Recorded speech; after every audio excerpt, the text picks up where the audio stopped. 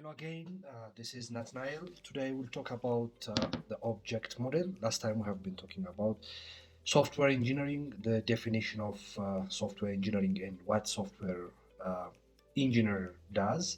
And also we have been talking about the modeling the problem domain or domain modeling. We have seen the two important laws of software engineering, and we try to see different mechanisms software engineers could use. Today, we will discuss about the object model. Specifically, I will be talking about objects and method calls, what objects are, what method call is, and also in relation to the objects, I will talk about interfaces, the modeling language that we will be using as a software engineer to model our problem domain and solution space, which is called unified modeling language. I will talk about that one too. And again, the relationship between objects will be discussed. And finally, I will adjourn our lecture by discussing the difference between process-oriented modeling and object-oriented modeling approach. So, in order to define the phenomena in the realm of objects in general, it's better to describe them using these guys. So here we have two persons. The first one is Stu and the second one is Elmer. According to this diagram, Stu wants to compute something, but he is not capable of doing that. So he has to call someone else who is capable of computing what Stu is looking for. So specific to this example, Stu wants to compute the coprime between two numbers, 905 and 1988. And Elmer is the guy who is capable of doing this kind of computation. So Stu has to call Elmer and get the results back so that he can compute the remaining components of his problem. So what he does, what he will be doing is Stu will call the specific capability of Elmer with some kind of signature. So here he's calling Elmer, as you can see here, and he's calling the specific capacity or capability of Elmer, which is called R coprimes. So he's providing some arguments, some parameters, some arguments for Elmer to compute or to utilize. So these parameters in our case are two constant numbers. Consequently, Elmer is the guy with the capability to compute R coprimes. So he will compute that and returns the result for the caller. So just seeing at this pictorial representation of objects and communication between these objects, it's very easy to project this concept to the real object-oriented realm, and also it's also better or easy to describe what objects are and how they communicate easily. So here, the Stu and Elmer can represent objects, and communication between them is enabled by using the interfaces Elmer provided and the questions or the requests Stu has. Even though the previous example is a good example for defining what objects are and how they communicate, one thing should be noticed here, which is the difference between the way objects communicate and the way Stu and Elmer could communicate. So when you come to object-oriented model and when you come to objects, objects do not just accept arbitrary calls. You have to provide formal requests to server objects as a client object. So for that, acceptable calls for objects are defined by methods. And when we say methods, sometimes we call them operations, some other time we call them procedures, subroutines, or functions. So from what we have been learning in the first chapter, we have been discussing about the ATM machine problem. So taking that as a benchmark for this discussion, let's say we have ATM machine. We know from the previous example, we have ATM machine. So we can consider the ATM machine as an object. And this ATM machine has these functionalities, which are organized in an acceptable form for the object itself. So the first one is called method one, which is accept card method. Mind you, we said acceptable acceptable calls for an object are organized in the form of methods. Okay, in the form of methods. So here we have ATM machine, which is an object, and the acceptable form that the ATM machine can use or utilize are called methods. So for example, here we have three methods. The first one is accept card, the second one is read code, and the third one is text selection. Okay, these are the methods the methods that are served by the object called ATM machine. So that means any client who wants to operate on the ATM machine should at least use one of these methods. Okay, because these are the only ways for the object to be triggered or to be requested formally. So that being said about what objects are and how they communicate, it's better to discuss what object interface is because it's directly related to how objects communicate with each other. So interface simply means meta signatures, or there are ways to define the signatures of methods. And when we say meta signature, it means, or it's comprised of the name of the method, the parameters, the type of the parameters, or the data types of the parameters, and also the return type of the overall method. So as you can see here we have, for instance, an object here. We have an object, and the object is said to be communicated with other objects by its interface. And interfaces are simply composed of various methods, and each method has its own signature. That means method has its own name, as you can see here. Method has parameters. Method has, and those parameters have types. It could be integer, float, number, varchar, any type of parameters could be used here. And the other one is the return type of the method itself. Okay, so the parameter type and return type of the method are most of the time different, or they are not necessarily the same. Okay, for instance, a method could return integer type, but the parameters of those methods could have character type. So this is very flexible in that regard. So here object hides its states attributes here. For instance, assuming this is an object, here this one is an object. So this object has states and behavior, the first thing. So when you learn object-oriented modeling in your previous courses, like in object-oriented programming course, an object, or simply the general specification of object, is called class. Okay, so a class has the first thing, state. The class has state. Okay, the second one, a class has behavior. So the state is basically the data, and the behavior is method. Okay, method. So usually objects which are instances of this general specification class hides their attributes, and these attributes are only accessible through the interface, and interface is simply comprised of different methods. Okay, and the method itself has its own signature, which is name, parameter types, and return type. So this process is called encapsulation.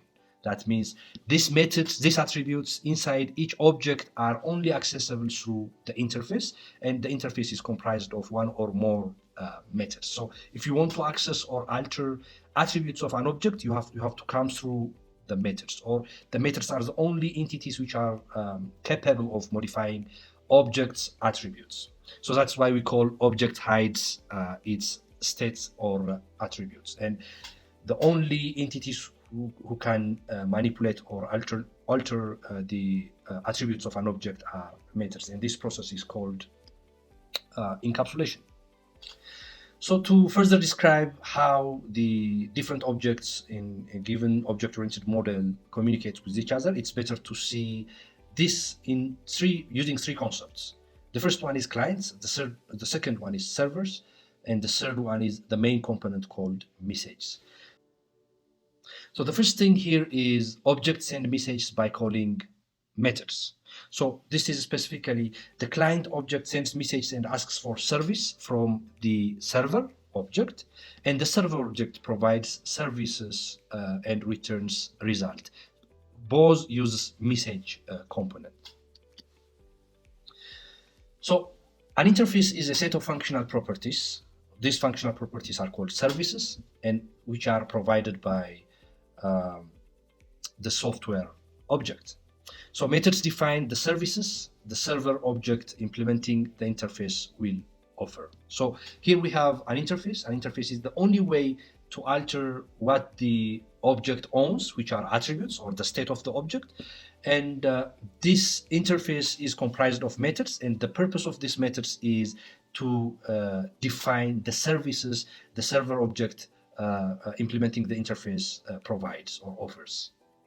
So the methods or the services should be created and named based on the needs of client objects that will use the services. This is a very fundamental concept. When you design services as an object, for instance, when you design your own services as an object, your target audience is the clients. So the potential requests from the clients will be used to design your methods in the server side. Okay, so this is on-demand design because the server methods are designed in a way anticipating or proactively predicting what the client objects will request or will query. That being said about the interface, let's further compare and contrast objects with the general concept of modules. So basically, we can say objects are modules because modules are described by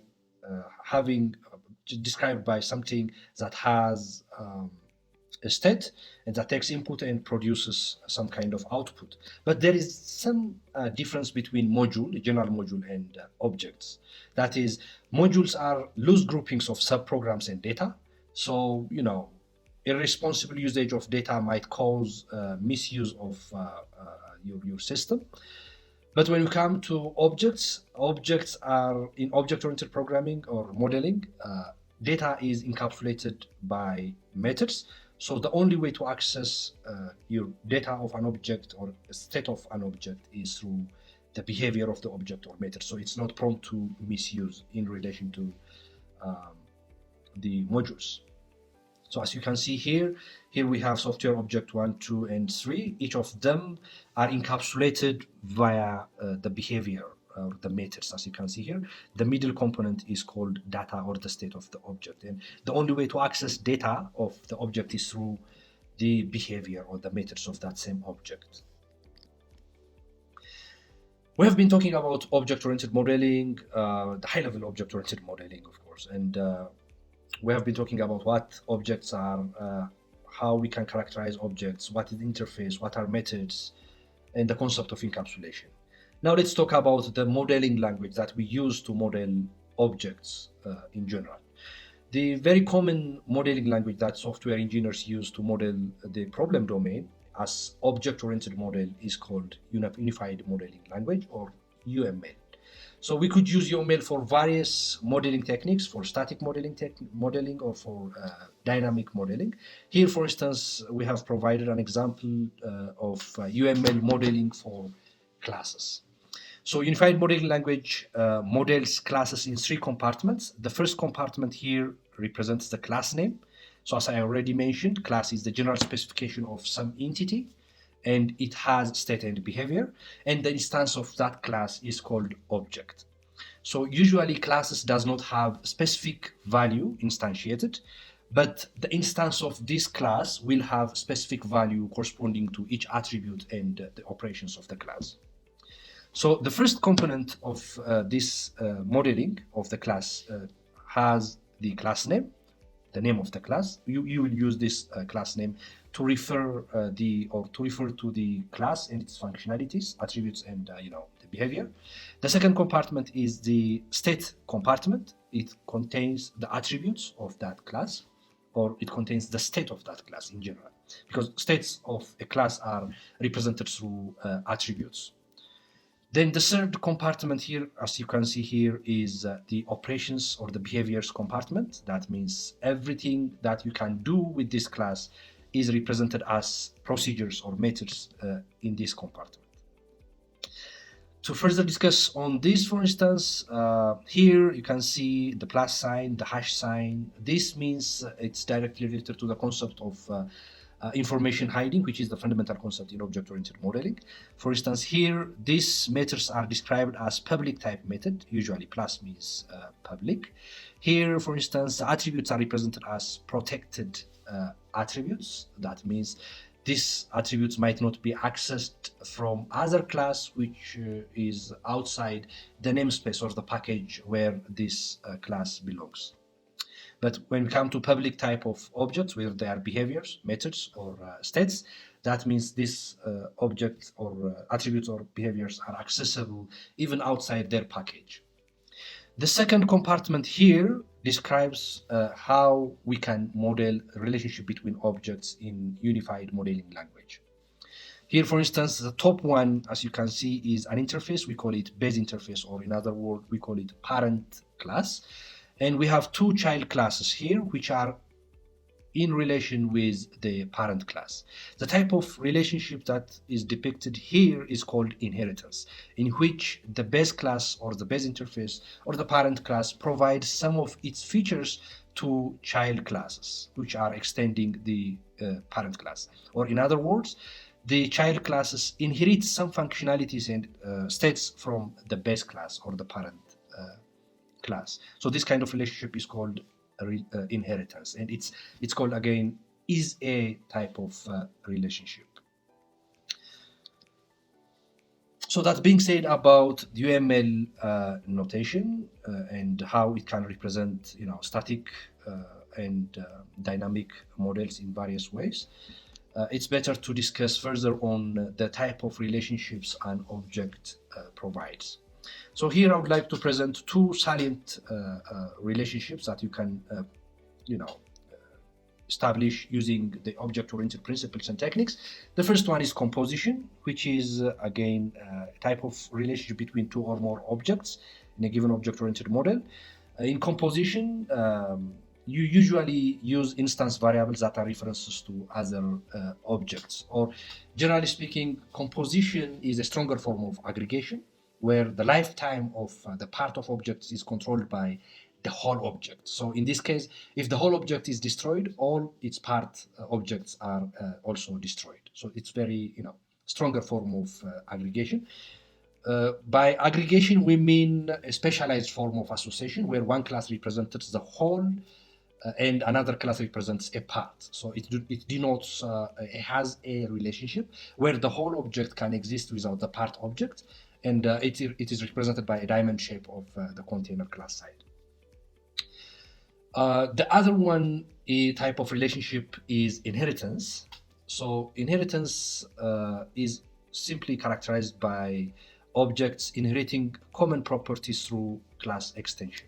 So the diagram that you see at the left side of this slide is representing inheritance using unified modeling language. And as you can see here, a diamond-shaped relationship between two classes, class B and class A, represents composition. And depending on the strengths of the relationship, this can also be aggregation. But to discuss more on the type of relationships which are not mentioned here, for instance, one other type of relationship that you can provide or have with objects is association. Association represents a structural representation between two or more objects. It indicates that objects of one class are connected or associated with objects of another class. That being said about association, it's also better to discuss some more relationships that you can establish using objects. One of this type of relationships is very similar to inheritance. We call it generalization.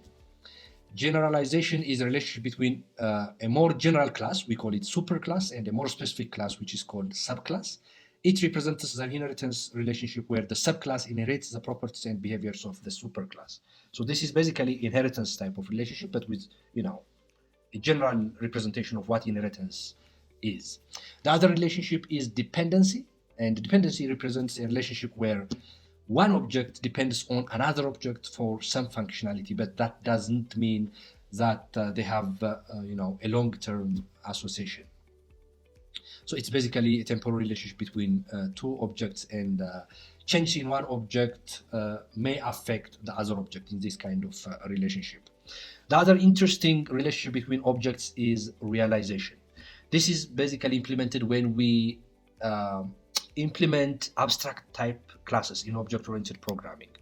This is a relationship between an interface and a class. It indicates that a class implements the operations defined in an interface. Okay, it's used to achieve interface implementation and is often represented by a dashed arrow with a hollow triangle at the interface end. So both inheritance and composition in our previous example extends the base functionality provided by another object. As you can see here, for instance, one is extending the functionality of the other. Here also, this one is extending the functionality of class A. So inheritance basically change in the base class during the inheritance phase. Change in the base class propagates to the derived class and its classes. Any code change has a risk of unintentional or any code change could cause unintentional bugs or glitches even. So in case of composition, it's more adaptive to change because change in the base class is easily contained and hidden from the clients of the front in the class. That being said about object relationships, now let's talk about the difference between object-oriented approach and process-oriented approach. As it is clearly depicted in this three sets of diagram, the first one in the diagram A, we see that process-oriented approaches are more to person-centric. They are more to sequential execution of tasks in a step-by-step manner. So you can clearly see the control flow for a given problem. So this problem, for instance, from our previous discussion, is the garage lock problem or the garage door problem. So the intention of the user is to open or could be to open or lock the target door. So for that, the process-oriented approach basically addresses each section of the problem sequentially by using some routines or procedures. But when we come to object-oriented approach, it tries to dissect or it tries to modularize the problems in a labor-based or organization-centric manner, as you can see in diagram C. So to compare and contrast the process-oriented and object-oriented approach further, from the paradigm perspective, for instance, object-oriented programming or in general modeling is based on the concept of objects, and objects are, again, as we already said, instances of classes. So it emphasizes the organization of software around objects that encapsulate data and behavior. But when you come to procedural modeling or process-oriented approach, this process-oriented approach focuses on writing procedures of functions that perform specific tasks or operations. They are, again, person-centric. So they emphasize the step-by-step execution of instructions. This is how they differ from the paradigm perspective. Even their architectural style is different. But when we see them, for instance, from the data and behavior perspective, in object-oriented modeling or approach, data, that means attributes, the state of the object, and behavior, which are methods or functions of the object, are encapsulated within objects. So objects can communicate with each other through the exchange of message, and we already said that component that enabled communication between objects is called object interface. But when you come to procedural approach or process-oriented approach, the process-oriented approach, data is often separate from behavior. Okay, there is no concept of encapsulation there. Functions manipulate data, and the program's flow is controlled by procedure calls. When you come to reusability and modularity, object-oriented modeling or approach, or even process-oriented approaches, are to some extent modular. But when we come to object-oriented modeling, it promotes reusability and modularity through concepts like inheritance and polymorphism. As we already discussed, inheritance allows the creation of new classes based on existing ones, inheriting their attributes and behaviors. And when we come to polymorphism, this is a technique that allows objects of different classes to be treated as instances of a common superclass, enabling code reuse and flexibility. When we come to procedural or process-oriented approach, as we already said, they can also achieve reusability and modularity through the use of functions, you know, and or procedures. However, the level of reusability may not be as high as in object-oriented programming. This is mainly due to the nature of functions. Functions are typically like operational on specific data structures. The other comparison between object-oriented approach and a process-oriented approach is from the perspective of code organization. In object-oriented approach or modeling approach, for instance, if you implement them using some type of high-level language, this modeling approach encourages the organization of code into classes which group related data and behaviors together. This again promotes a more intuitive and structured design making. It's easier to manage and maintain even large code bases. But when it comes to process-oriented approach, their throughput, like their output, which is the procedural programs, are relatively messier than the object-oriented programs. This is mainly due to they do not encourage modular approach or modular structuring of your problem domain. From the focus on state perspective, object-oriented approach places emphasis on the state of objects and how it changes over time. So the center is data here. Objects maintain their own state, and interaction between objects can modify that state. So this we call encapsulation. But when you come to procedural or process-oriented approach, this kind of or programming language that focus or that are inspired or aspired by this process-oriented approach focus on sequence of steps like control flows rather than data.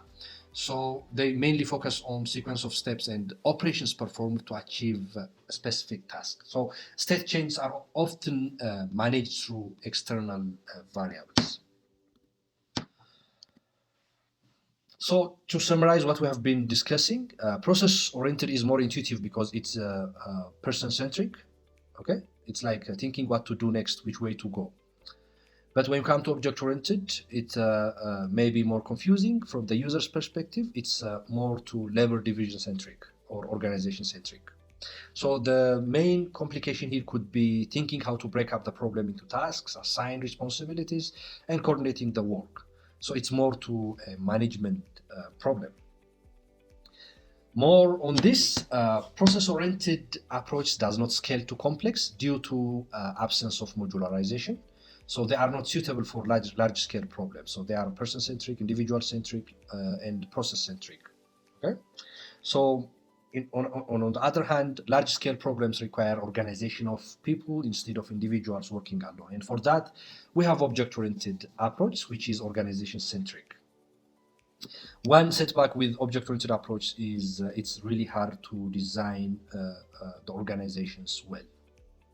So that being said about the difference between process-oriented approach and object-oriented approach, we have emphasized more on the importance of having object-oriented systems because the real world, our world in general, is complex and large, and the suitable approach to model such kind of large systems, complex systems, is a modular approach, which is object-oriented systems.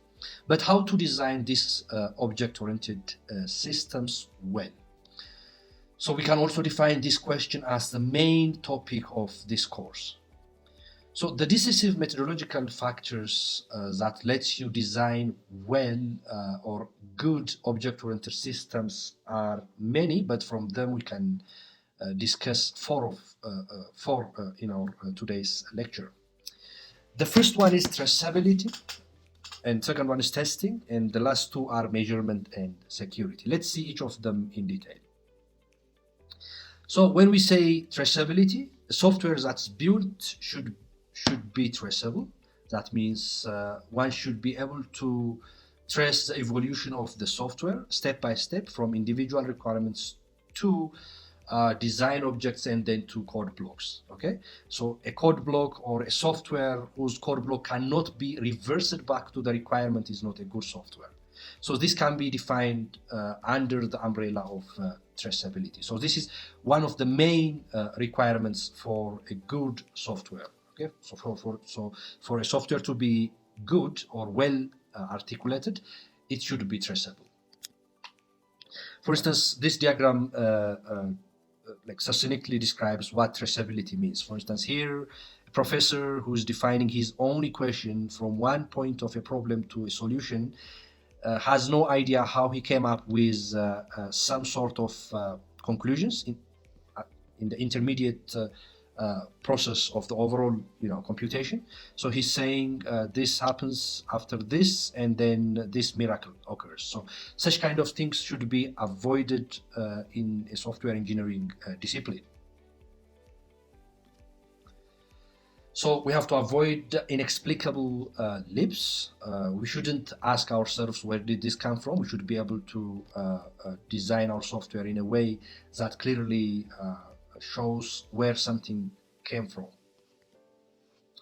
The other important factor for us to design a good software is testing. So our software development or even modeling should be test driven. So we call this discipline, like this technique, test driven development, or TDD. So in TDD, every step in the development process must start with a plan of how to verify that the result meets a goal, or in other words, how the expected result becomes the same as the actual result. So it's all about reliability. So making sure the software system that you are building is reliable requires a test-driven development, or in general, testing.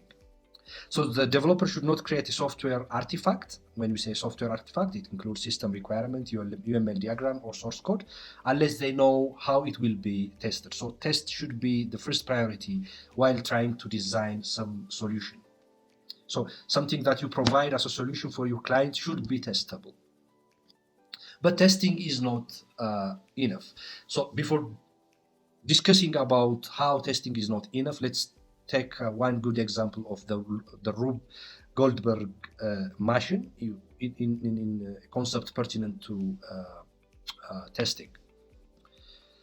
So for instance, we have seen when we talk about the design of the problem domain, we have been talking about the Rube Goldberg design, which is unnecessarily lengthy design, but finally, this kind of designs provide the required output, right?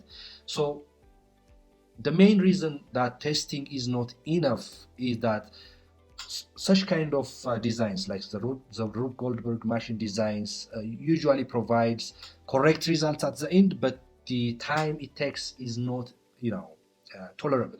So for instance, if you see here we have one carton strip for automatic alarm clock. The person wants to be awake at some point in time, and for that he designed this algorithm.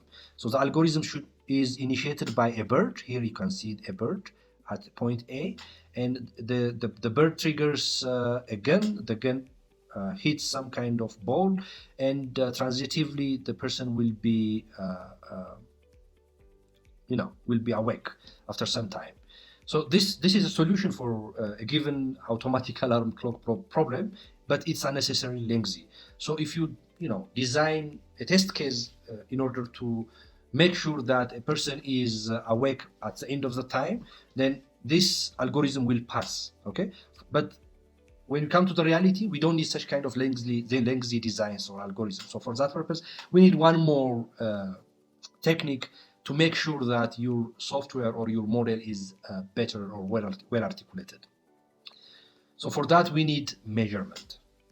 We could measure time, we could measure space, okay, we could measure usability, but measurement should be a supplement to the testing phase. So for measurement, we need tools, to monitor the product quality, and tools to monitor the developer's productivity. So the product, which is the throughput of the developer, should be monitored. The quality of it should be monitored.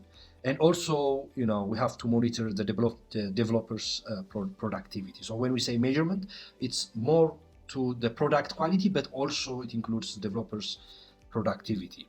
Again, measurement is not enough.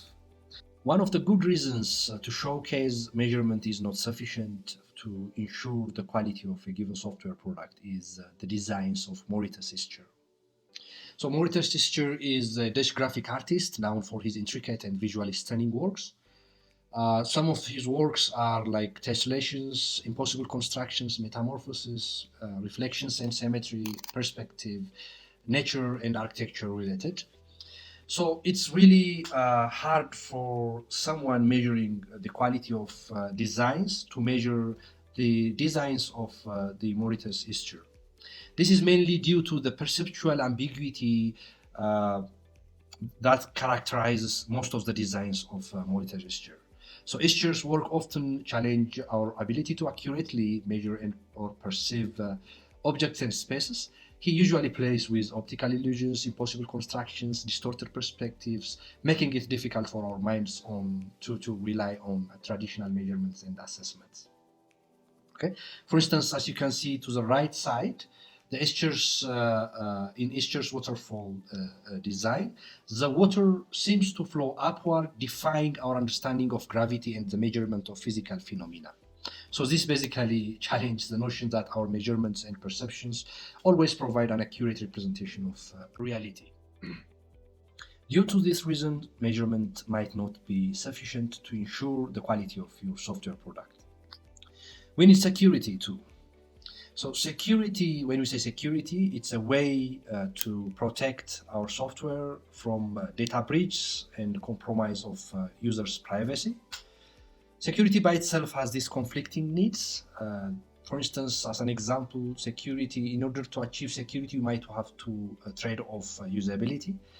In order to achieve security, you might have to trade off performance of your system. So these are conflicting needs of security, but as a software engineer, you are required to balance in between this one based on the requirements of the user or the customer, and also the nature of the software development or the software that you are developing.